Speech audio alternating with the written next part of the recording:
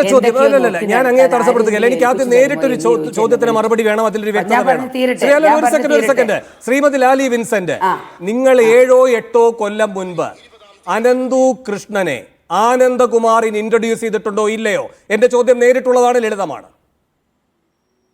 ഇല്ല, 100% കളവാണ്. ഞാൻ തെളിയിക്കാം. ഒരു മഹാൻ കളവ് പറയുമോ? ആനന്ദകുമാർ അതിന് എനിക്ക് ഉത്തരം തരേണ്ടി വരും. അത് അദ്ദേഹം തന്നെ പറയണം. ഞാൻ മഹാനാണെന്ന് കരുതി, അല്ല എന്ന് അദ്ദേഹം തെളിയിച്ചാൽ അദ്ദേഹം തന്നെയാണ് അതിന് ഉത്തരവാദി. ഞാൻ മഹാനെന്ന് കരുതുന്നു. ഞാൻ ഇഷ്ടപ്പെട്ട ആളാ. ഇത്രയും ജീവകാരുണ്യ പ്രവർത്തനങ്ങൾ ചെയ്യുന്ന ഒരു നല്ല വ്യക്തി കേരളത്തിൽ, ഇത്രയും ജീവകാരുണ്യ പ്രവർത്തനങ്ങൾ ചെയ്യുന്ന മറ്റൊരാളെ ഞാൻ കണ്ടിട്ടില്ല. ഞാനൊരു സംശയം ചോദിക്കട്ടെ സാറേ, ഇയാളൊരു മഹാനാണ് എങ്കിൽ നിങ്ങൾ ഈ പറയുന്ന ഈ നാഷണൽ NGOs കോൺഫെഡറേഷൻ ഉണ്ടല്ലോ, അത് ഉണ്ടാക്കിയ ഘട്ടത്തിൽ ഇദ്ദേഹം പറഞ്ഞത് എന്താണ് എന്നത് അങ്ങയുടെ ശ്രദ്ധയിൽ ഉണ്ടാകുമെന്നാണ് ഞാൻ കരുതുന്നത്. അദ്ദേഹം രാജിവെച്ച് പോയതിനു ശേഷം പറയുകയാണ്,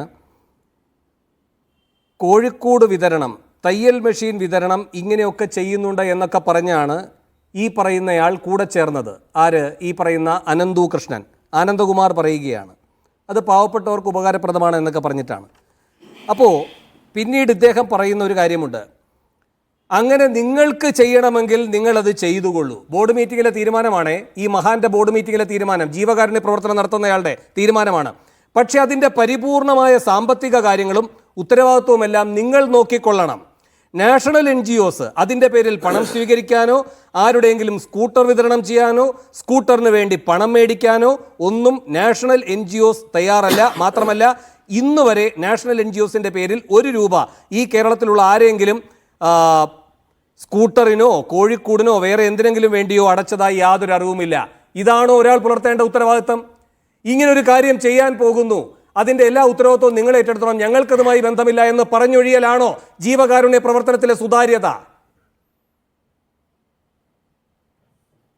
അയ്യോ, അതെല്ലാം കളവാണെന്ന് പോലീസിന്റെ മുമ്പിൽ രേഖകളുണ്ട്. പോലീസ് തെളിയിക്കും. ഒരു കാര്യം ഞാൻ പറയാം, ആനന്ദകുമാറിനെ പരിചയപ്പെടുത്തിയത് അനന്തു കൃഷ്ണനാണ്.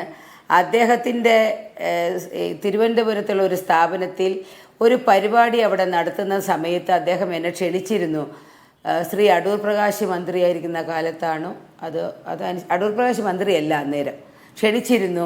വരുമോ എന്ന് എന്നോട് ചോദിച്ചിരുന്നു. എനിക്ക് പോകാൻ കഴിഞ്ഞില്ല. പിന്നീട് എപ്പോഴോ ഞാൻ അതിലെ പോയപ്പോൾ ചെന്നു, കണ്ടു, ഒരു നേരം ഉച്ചയൂണ് കഴിച്ചു മടങ്ങിപ്പോന്നു. അനന്തു കൃഷ്ണൻ വഴിയാണ് പരിചയപ്പെട്ടത്. പിന്നെ ഇപ്പം എനിക്ക് തോന്നുന്നു ആനന്ദകുമാറിന് എന്തെങ്കിലും ആരോഗ്യ പ്രശ്നമുണ്ടോ എന്ന്.